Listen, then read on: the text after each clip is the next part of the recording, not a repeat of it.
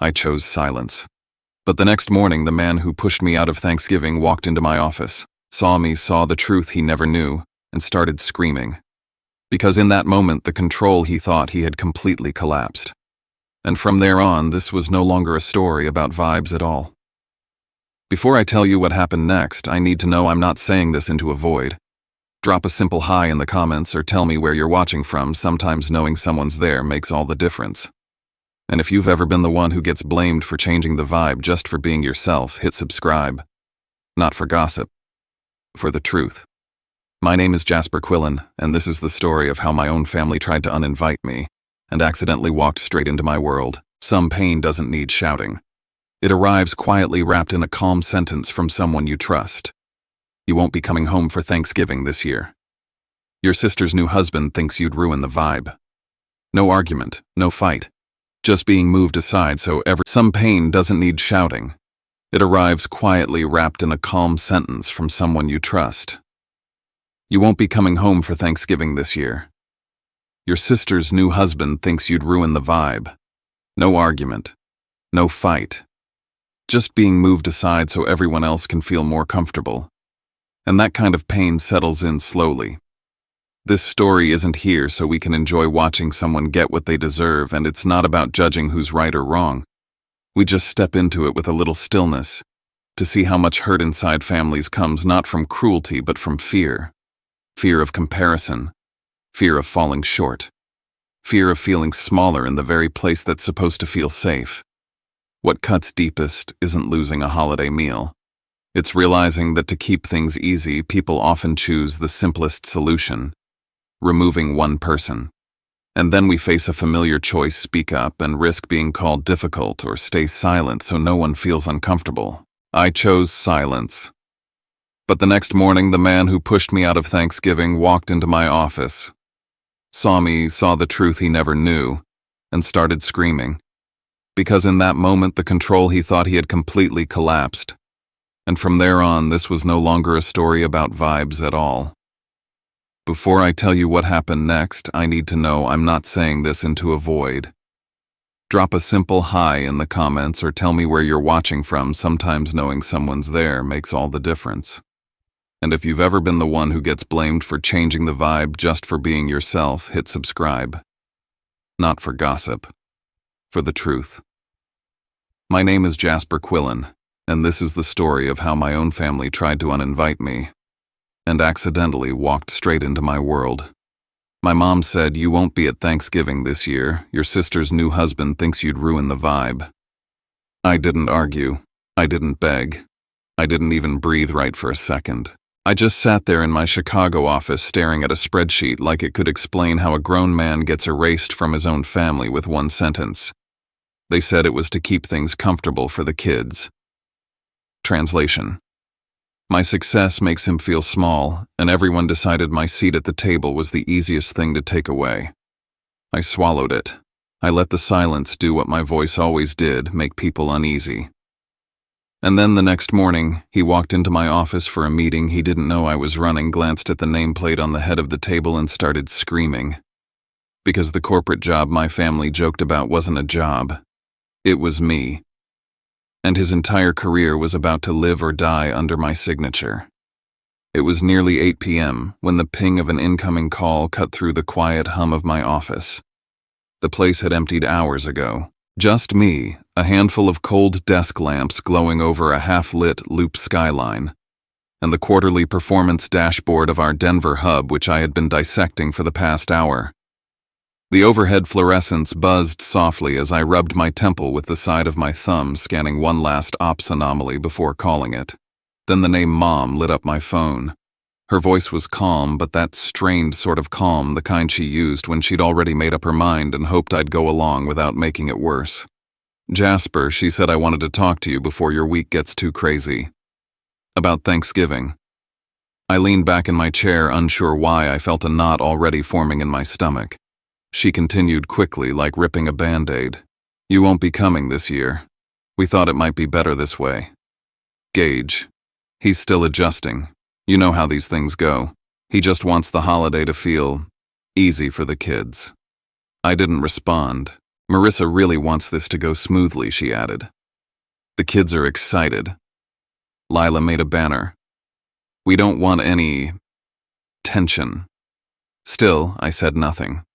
I heard her shift on the line, likely in her kitchen in Rockford, probably pacing around like she always did when delivering bad news. It's not personal, honey. It's just he thinks you'll ruin the vibe. There it was. I stared at the screen, the dashboard figures now blurred into a meaningless grid of numbers. I wasn't angry. Not in the traditional sense. I was hollow. Hollow in the way that doesn't scream or punch walls, but just erases. I'm sure we'll figure out Christmas, she added, trying to land the blow softer. This is just one holiday. I still didn't answer. Just let the silence linger long enough for her to feel it. She tried again, Jasper. I ended the call. I sat in that quiet for a long minute, then leaned forward, elbows on the desk, staring at the screen that had once held my full attention. The line that stuck wasn't "you won't be coming," it was "ruin the vibe." Like my presence alone disrupted the warm current they were trying to keep flowing. This wasn't new. Every time I excelled, they didn't celebrate. They recalibrated. They excused themselves from engaging with it, saying it made things tense or awkward or too much. Every recognition, every promotion, every success became another reason I was harder to be around. I didn't gloat. I didn't boast. I barely spoke about work at all. But they still treated my presence like a volume dial cranked too high. I'd learned long ago to keep things separate. Jasper at home. Jasper at work. My family didn't know what I actually did.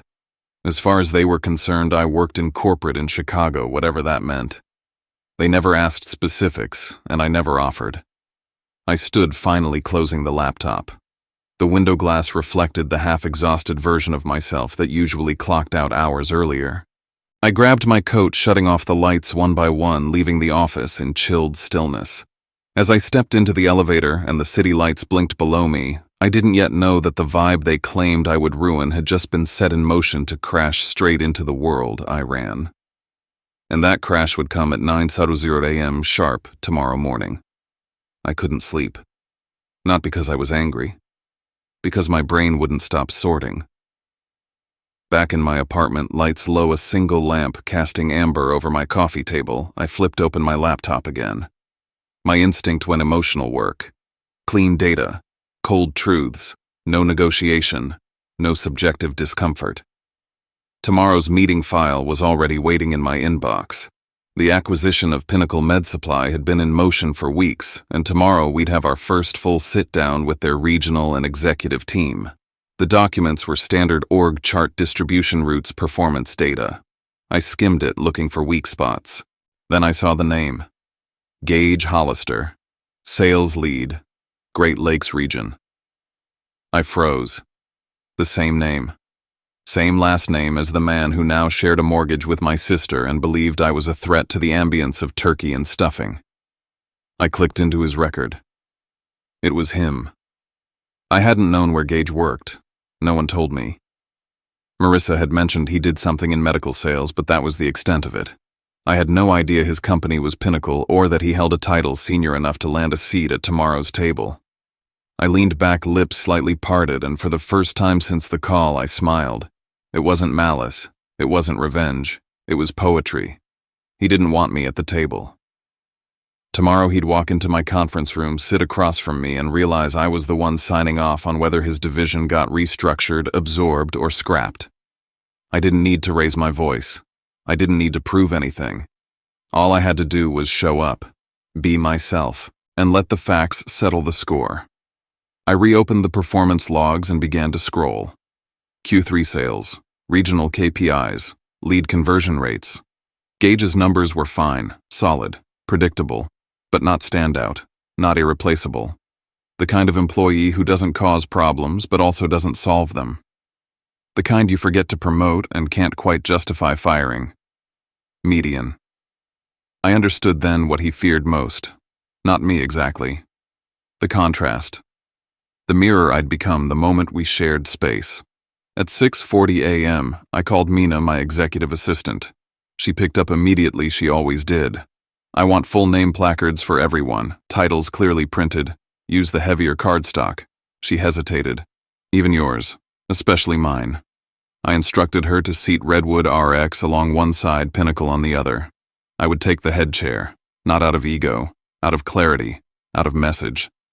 And double-check their guest list, I added. I want to know exactly who's coming, title and function. By 7:30 I was suited up in charcoal gray tie, knotted with precision. As I looked in the mirror, I told myself out loud what I needed to remember. Do it clean. This isn't about humiliation. This isn't personal. But it's also not silence. You are allowed to exist at full volume. I headed into the morning knowing one thing for certain: Gage Hollister thought he'd left me out of Thanksgiving to preserve the atmosphere. But the only atmosphere he was about to breathe was the one I controlled. And in my world, we don't dim the lights for anyone's comfort. The security feed ticked like a silent metronome as I stood just beyond the glass panel overlooking reception.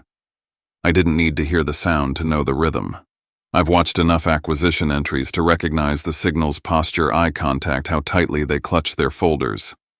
Evelyn Strauss walked like someone who'd had to claw her way to the top chin level, assessing, not intimidated by newer walls. Behind her, Derek Phelps and Tanya Ruiz flanked her like seasoned lieutenants. And then came Gage. He walked in a half-step behind them, tugging at his tie twice in 10 seconds. His expression hovered somewhere between forced composure and breathless dread. I watched him laugh softly at something Tanya said, too high-pitched, too quick, and adjust the folder in his hand like it might anchor him to the ground. He hadn't seen me yet. I waited until Mina gave me the signal from the inner hallway. The room was set. Placards aligned, waters poured, blinds angled just enough to let the skyline loom behind my chair. Then I walked in. Our team entered like clockwork. Richard, Sophia, J. Mina. Then me. The placard read, Jasper Quillen, Chief Operating Officer. It was facing them when they looked up. I sat. I didn't look to my left or right. I looked straight at Evelyn. And then his voice cracked through the silence. You've got to be kidding me. It wasn't loud at first. Just loud enough to shatter the illusion of neutrality. He stood so fast his chair screeched back. You're the COO. His eyes darted from my face to the placard back again. You're Jasper. His voice climbed an octave. This is some kind of setup. Evelyn, what the hell is this? Dead silence. Evelyn, in one swift motion, closed her folder and placed it flat on the table. She didn't look at him. She looked at me. I didn't raise my voice. I didn't flinch. Sit down, I said. He blinked, shoulders still pitched forward like he wanted to fight gravity itself. I didn't blink. Sit down, I repeated. This is a professional acquisition meeting. You're here as sales lead of Pinnacle Med Supply. That's what we'll treat you as. Nothing more, nothing less. He hesitated, then sat. The air snapped back into place like a snapped rubber band. Someone exhaled. Sophia, maybe. Evelyn tapped her pen once, then resumed with effortless calm. As I was saying, Redwood RX has identified 4 strategic overlaps between our distribution timelines and Pinnacle's projected capacity. I'd like to walk through integration scenarios, if that's all right. I nodded. Proceed. From there, the meeting moved like clockwork. I made no mention of the outburst, no acknowledgement of personal history. I drilled down on KPIs, transition timelines, post-merger evaluations. When I said the phrase, "we'll align compensation and titles based on actual verifiable contribution metrics, not tenure," I didn't look at Gage. But I could see him watching me. His hands were clasped in his lap, white-knuckled. His knee bounced under the table. When the meeting broke for Q&A, he didn't move. He didn't speak. But his head tilted like he was waiting for me to leave. He wasn't going to scream again. Screamers don't scream twice in one day. They beg. And I knew, as surely as I knew the minute hand would strike the top of the hour, that the next time I saw Gage Hollister it would be in a hallway or behind a closed door. And he would be trying to regain the only thing he had left to lose his illusion of control. Evelyn Strauss lingered after the others had filtered out her handshake, firm, her gaze steady. That was unexpected, she said evenly, once the last of her team had disappeared behind the elevator's closing doors. I offered a measured nod. He's new to corporate-level transitions. Her lips twitched. More than that. May I ask, do you two have history I didn't dodge? He's recently married to my younger sister. There was a pause, but not of surprise. More like a calculation clicking into place. She leaned in slightly. And should I be concerned about a potential conflict of interest? There it was. Not gossip, not curiosity. Corporate risk assessment. I didn't hesitate. None. My decisions will be based on Pinnacle's operational output and individual performance metrics. His personal relationship to me won't influence evaluations. Good, she said crisply. Then we'll consider that box checked.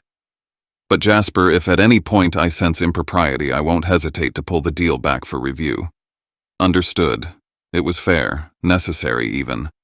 But now I was bound tightly visibly to a standard higher than just professionalism. I had to be pristine. I had to win clean. When I turned the corner toward my office, Gage was waiting. He didn't knock. He was already halfway through the door before I said anything. I need 10 minutes, he said, voice hollow. Please. I gestured to the seat across from my desk. You have 9. He sat like a man deflating. I didn't know it was you, he began. Marissa never said. Your family always talked like you just worked in logistics. I said nothing. I didn't mean for it to get like this. He continued, eyes darting between the floor and my face. Thanksgiving, I just thought with the kids and everything you'd make things tense. You convinced my mother to call me and disinvite me, I said plainly. He flinched. I didn't convince, I just suggested. That maybe it was better. For the vibe. That word again. Gage, I said, voice low. At this company, family connections don't earn immunity. And in my house, you don't get to remove me so you can breathe easier. He swallowed. Look, I get it. I messed up. But if you're going to, he hesitated. I'm just saying I can fix it. We can move past it. Just tell me what you want from me. There it was. The offer. Not an apology. Not ownership. A trade. What I want, I said, is respect. Not because you fear my title, but because you don't get to manipulate people, then ask for silence. He didn't speak. And no, I added, I'm not making this about revenge. But I won't pretend this is nothing either. You owe apologies. Real ones. Not negotiations. He nodded numbly, but I could see the flicker of calculation behind his eyes. As he left, Jay was already waiting outside. Got something, she said. Due diligence flagged a minor issue. 2 weeks ago, Gage allegedly pressured his team to revise end-of-quarter numbers before a supervisor review. Not outright fraud, but coercive language in internal emails. I blinked once. Pattern, I asked. Possibly. It's not the first internal memo raising concern. That was the real risk. This wasn't about pride anymore. Not just about family. This was a person who bent narratives until they served him, and that's toxic in business or blood. By late afternoon, my phone rang. Marissa, he told me, she said, breathless. That you're COO. I am. She paused. I didn't know. But you knew about the call, I replied. You let them uninvite me. Silence. He said you being there would make it harder. For him. That you'd overshadow everything. And you agreed. Her voice was smaller now. It felt easier. I swallowed the heat in my chest. This isn't about a holiday, Marissa, I said. This is about you choosing comfort over character. If he's willing to manipulate my presence, what else is he willing to bend? I'm sorry, she whispered. Then start acting like it. The line went quiet. That night, a text lit up my phone from Diane. Let it go. Don't escalate. It's just family stuff. I stared at the screen for a long moment. No, I thought. It's not just family stuff. It's power. And silence. And who gets to tell the story. And I was done letting anyone else narrate mine. By Monday morning, the air in my office felt heavier than usual. Not from the weather, not from the downtown traffic rattling against the windows, but from the quiet war beginning to take shape. Gage had chosen his battleground, and it wasn't the boardroom, it was my family. The first shot came via a text from Marissa. Mom's crying. Dad's mad. Gage said you humiliated him at work. I didn't respond right away. I just stared at it, trying to figure out if I was more insulted by the lie or more exhausted by how fast he'd moved. By noon, the group chat had lit up like a Christmas tree. Mom, you know I love you, but can't you be more forgiving, Dad? Don't bring job stress into the house. And then the cousins started power doesn't last forever, Jazz. Remember where you came from. He'd flipped the narrative. Somehow the man who engineered my exclusion from Thanksgiving was now the victim of my so-called professional retaliation. I tapped out a single reply to the group. I haven't threatened anyone. I assess performance by data. I didn't exclude myself from Thanksgiving. That was someone else's call. Then I muted the thread. At the office, Gage had entered phase 2. He was everywhere. First one and last one out. His emails were over-detailed, excessively CC'd to higher-ups. It didn't take long before Caleb flagged it. He's trying to name-stamp every piece of work Caleb said during a check-in, tying his name to team output like it's his solo job. You see where this is going? I did. He was building a case for indispensability, planting receipts so if anyone questioned his role, he could cry sabotage. Or worse, discrimination. That same afternoon, the Redwood RX media team released our press statement about the merger. My quote as COO was front and center on supply chain integration operational metrics regional expansion. The article ran with a photo from last quarter's executive summit, and I knew it would hit Kansas before sundown. It did. 2 hours later, Marissa reposted the article on Facebook with one line, "Proud of my brother Jasper." Simple, sincere. But it detonated the second wave. Some of the comments were supportive, others weren't. Power looks good on you, but don't let it turn you cold. Wonder what it's like having your boss at the dinner table. Bet it's easy to fire someone when you sit that high. I didn't reply, but Marissa did. She defended me. Called out the double standard. Said I earned everything on that page. For the first time in months, she took my side out loud, and that silence from her corner of the house broke. But the shift didn't go unnoticed. I could see it in the way Gage stopped meeting my eyes in the hallway, even when he tried to overcompensate with polite nods. His grip on the family version of the story was slipping. Marissa had seen the truth, and the more she saw, the harder it'd be for him to spin it. That night, the company threw a casual post-deal celebration. Catered dinner, open bar string lights across the top-floor patio. Evelyn found me near the espresso station, swirling a glass of wine without drinking it. She called me Evelyn, said, eyes locked on mine. Marissa, wanted to know if you were vindictive. The word felt like a slap. I looked at her. I told her no, she added quickly. But she was scared. That came from somewhere. Gage. It always came back to Gage. The next morning, Caleb forwarded me an email from a legacy Redwood client, a distributor with a multi-million-dollar contract. The client was complaining that Gage had promised delivery timelines and discounts that didn't exist post-merger. Unrealistic, they called it. Unprofessional. And there it was. He wasn't just manipulating people. He was risking deals. I stared at the screen. We weren't in the realm of family dynamics anymore. This was breach of process. This was grounds for review. And I was the one who had to act on it. Tuesday, 8th. 47 a.m. I closed the door to the executive conference room and looked across the table at Jay and Caleb. Between them sat a printed packet of emails and call logs with one name threaded through every questionable line, Gage Hollister. Timeline, I asked. 2 weeks ago, Caleb said. He promised a delivery batch in 5 days.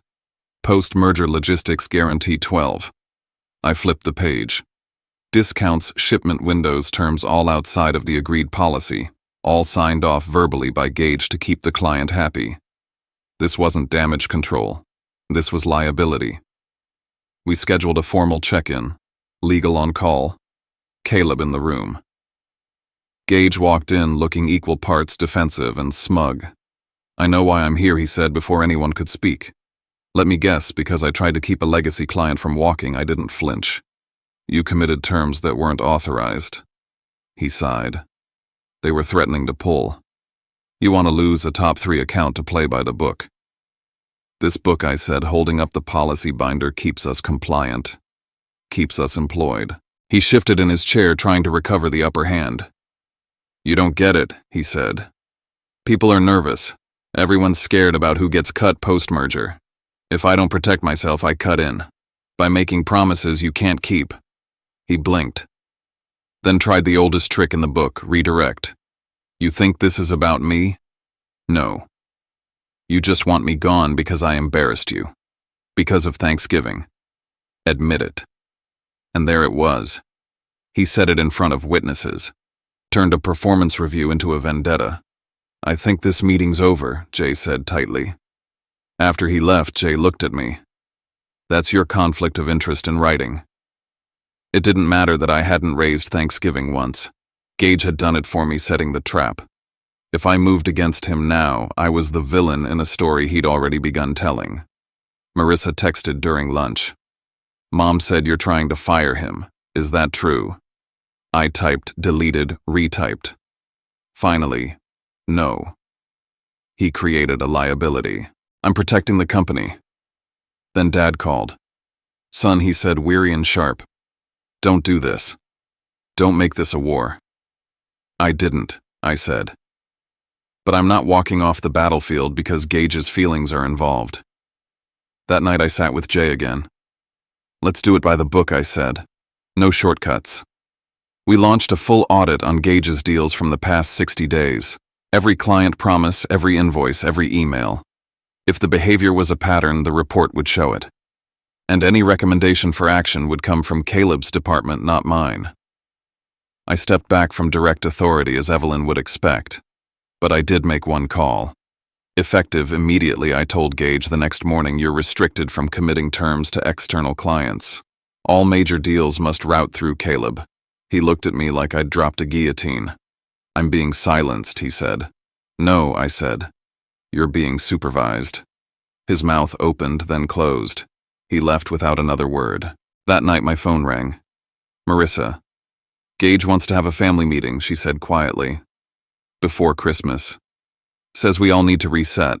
He wants you there. I knew what this was. He says if you don't come, she continued. It proves you're not trying to heal things. He says it's time you apologized. Apologized. For the job I earned. For the professionalism I upheld. For being excluded. He was staging one final performance, a public reconciliation where I'd be pressured to kneel to absolve him in front of the family so he could win back what mattered most, the narrative. I looked at my calendar. Christmas Eve was 3 days away. This time I wouldn't walk into a trap alone. And I sure as hell wasn't kneeling. It started with a ping. Then 2. Then 6. By the time I made it to the office that morning, 48 hours before Christmas, Caleb had already forwarded the full audit packet from legal flagged urgent. The subject line said it all. Hollister. Pattern of unauthorized commitments. 60-day summary. I opened the file, fingers cold, despite the heat in my office. The document wasn't just an isolated blunder. It was a pattern. 3 separate client agreements promised terms well outside our post-merger policies. 2 included language Gage had later tried to clarify via email, rewriting his own words to look retroactively compliant. He wasn't careless. He was calculated. Slippery. This crosses the threshold, Caleb said in our video call 10 minutes later. Legally and ethically. I didn't respond at first, because he was right. And yet my chest didn't feel relieved. It felt trapped. The walls of this moment were too familiar, just like every family dinner when Gage pushed, provoked, prodded, and I was the one told to keep the peace. Only this wasn't dinner. This was Redwood RX. And if I acted now, they'd say I made it personal. If I didn't act, I'd be the COO who let loyalty override liability. There was no version where I got to be clean. Only honest. The second front opened by noon. Marissa called me, voice tight and nervous. Gage wants to have a family meeting, she said. Tomorrow night, at Mom and Dad's. For what I asked, though, I already knew. He says it's just to clear the air, get things back on track before Christmas, but... She hesitated. He said you need to come. Said it'll show whether you're really not trying to punish him. I closed my eyes.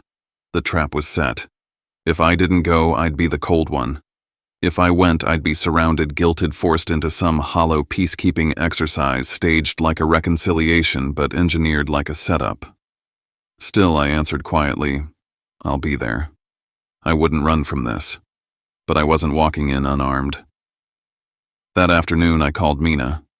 Clear my calendar afternoon tomorrow, I said.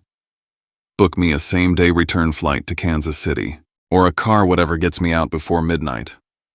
I called legal next.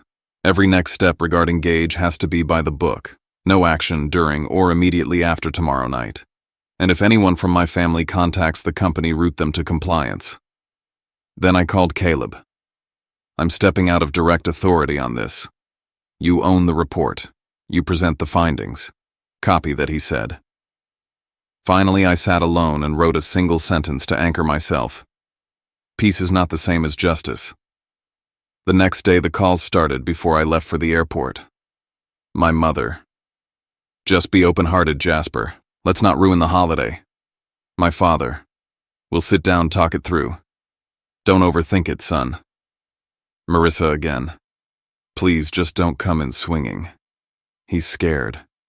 No one asked how I felt. No one said you were wronged, only how not to escalate. How not to disturb the fragile balance that let Gage feel whole. I took a cab from Kansas City to Overland Park, arriving just before sunset. The house looked smaller than I remembered, or maybe I was finally seeing how tightly the walls had closed in. Inside, Gage had taken center stage. Literally. He sat in the armchair at the head of the living room, arms draped casually, legs crossed, face poised with performative calm. Like he'd been waiting to start a TED Talk titled, How My Brother Ruined the Vibe. Marissa sat on the edge of the couch, hands in her lap. Mom hovered by the fireplace. Dad leaned against the wall, arms folded, unreadable. Glad you came, Gage said like a host greeting an overdue guest. I didn't sit. I nodded. Let's get to it. He launched in. He talked about pain, about being embarrassed at work, about how some things should stay in the family, about being a provider for Lila and Mason, how mortgages don't pay themselves, and how some of us don't have the luxury of job security that comes with a title. He made it sound noble, like this whole thing was about defending his family, not preserving his ego. Then he went for the real weapon, the kids. Do you know how hard it is explaining to Lila why her uncle doesn't come to her performances anymore? He said. Do you think Mason doesn't notice when the gifts stop? You think I don't have to choose between groceries and her braces? He looked at our parents, then at me. You're not just hurting me, Jazz. You're hurting your own blood. I let him finish. I didn't interrupt. Then I spoke. Calm, slow, surgical. One, I said I was uninvited from Thanksgiving before any of this happened.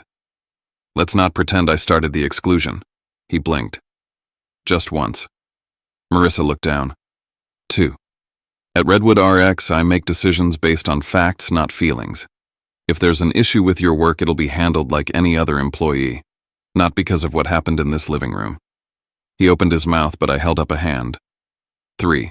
All I've ever wanted in this family is a seat at the table that didn't come with conditions. I won't apologize for achieving things. I won't shrink so others feel tall. The silence that followed was brittle. Then Gage snapped. You always do this, he spat. Always make everyone feel like shit just by breathing. He stood pacing now. You think you're so perfect, COO golden boy, the one who made it. But you walk into a room and suddenly we're all supposed to feel small so you can feel big. That's not true, I said softly. Bullshit, he barked. You love being better. You need it. I didn't answer him. I turned to Marissa instead. Is that true? I asked. Do you feel like I have to fail for you to breathe? She stared at me, tears rising fast. No, she whispered. But I was afraid he did. That was it. The mask cracked. The performance unraveled. Gage stood frozen, caught between fury and shame. Then Dad silent, until now stepped forward. Son, he said to Gage, voice stern and tired, why do you think you have the right to decide who belongs in this house? For the first time in my life, Gage didn't have an answer. Mom said nothing. just sat down slowly on the edge of the armrest. The room had shifted. The script had burned. I was supposed to break tonight. Kneel. Apologize. Instead, Gage was the one being asked questions he couldn't control. My phone buzzed in my pocket. It was Caleb. I stepped into the kitchen to answer. Client filed formal complaint, he said, the one Gage overpromised. They want a contract revision before break or they walk. I exhaled through my nose. Understood, I said. I ended the call still standing in my parents' kitchen watching through the archway as Gage sat back down hollow-eyed and shrinking. Tomorrow the process would begin. Official. Documented. In writing. And when it did, I knew what he'd say. You planned this. You waited for the moment. You used the company to punish me. But it wouldn't be true. I wasn't punishing anyone. I was just finally choosing not to protect the person who never protected me. Some stories don't end with applause. They end quietly with someone closing a door behind them, not in anger, not in pain, but in clarity. That's how it felt standing in my parents' kitchen that night. No victory lap, no dramatic confession. Just the subtle seismic shift of a story finally straightening itself out. For years, I was told not to ruin the mood. That being good at what I do made other people uncomfortable. That having standards made me uptight. That being left out was somehow my fault, because I didn't know how to just let it go. I was asked to compromise so many times that eventually silence started to feel like a survival tactic. But silence never saved me. What saved me was refusing to keep the peace at the cost of my self-respect. What saved me was staying in the room holding the line and saying without rage or apology that I wouldn't fold just to make someone else feel tall. Gage didn't fall apart because I exposed him. He unraveled because I stopped playing my assigned role. And if there's one thing I've learned through this story, through family politics, corporate traps, and the twisted narratives people build to survive, it's this: standing your ground will cost you comfort, but it will buy you back your name. You don't have to burn bridges, but you do have to stop pretending they never tried to collapse under your weight. I didn't ask for a war. I just stopped pretending the peace was real. And maybe that's where some of you are too. At the intersection of guilt and growth. Feeling torn between your love for your people and the unshakable truth that loving them doesn't mean enabling them. That forgiveness doesn't require silence. That kindness isn't the same thing as surrender. If you've ever been called too much for asking for the bare minimum, I see you. If you've ever been pushed out of a room because your presence reminded people of their own compromises, I see you. As this story comes to an end, what lingers isn't a sense of winning or losing. What stays is a quiet pause, a space where we can recognize ourselves. Sometimes the deepest pain doesn't come from strangers, but from the people we believed would always understand us. And the hardest part isn't facing them. It's keeping our hearts from turning bitter after being hurt so close to home. This story isn't here to decide who's right or wrong. It simply reminds us that many wounds in life grow out of very human fear. Fear of comparison, fear of being left behind, fear of feeling small inside our own family. When we see that the pain may still be there, but the blame softens. And sometimes that small softening is enough to let us breathe again. If this story touched you, if you recognized a piece of yourself in those silences, you're welcome to leave a few words in the comments, only if you want to. Here, we don't have to be strong or have all the answers. Being heard is enough. Thank you for staying until the end.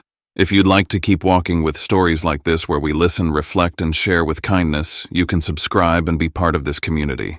Take care, and I'll see you again.